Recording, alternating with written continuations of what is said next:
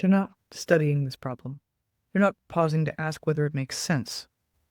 They're quietly, quickly, and deliberately transforming American military bases into the sprawling data center hubs that will power the next generation of automated warfare. And they're doing it with our land, our water, our electricity, and our money. Here's the comparison. When a family struggles to pay for groceries or rent or healthcare, Washington, D.C. calls that a private burden.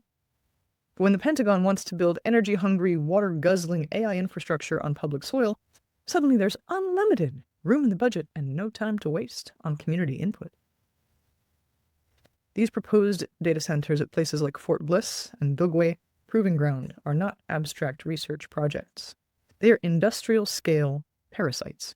They drink water by the millions of gallons, strain local power grids until rates rise for everyone nearby, churn out noise and heat and pollution, and then wrap themselves in the language of national security so no one can ask basic questions about what they are actually doing.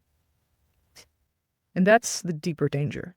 Once a data center is framed as a military necessity, communities lose zoning authority. Environmental reviews become optional, and basic operational details disappear behind a classification stamp.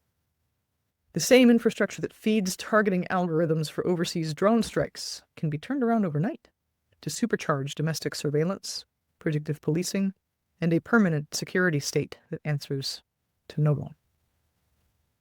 Unchecked AI has no place in life and death decisions. No algorithm should identify a target. No algorithm should recommend a strike. No algorithm should expand a surveillance dragnet while elected officials shrug and call it progress. Technology that cannot be held accountable should not be handed a weapon. Public resources exist to strengthen public life. They should fund housing, healthcare, climate resilience, clean energy, schools, and civilian science that expands human freedom.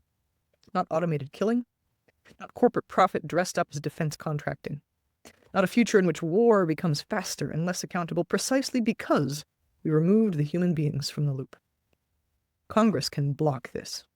Congress can require full environmental and community review. Congress can ban autonomous weapons and demand that human beings, accountable, identifiable human beings, remain in control of every life and death decision.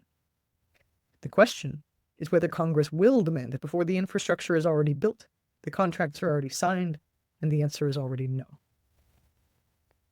My name is Melissa Chaudhry, and I'm running for Congress on 3 pillars: care, courage, and the Constitution. Because the people deserve a government that serves life, not war. Vote Melissa for Congress.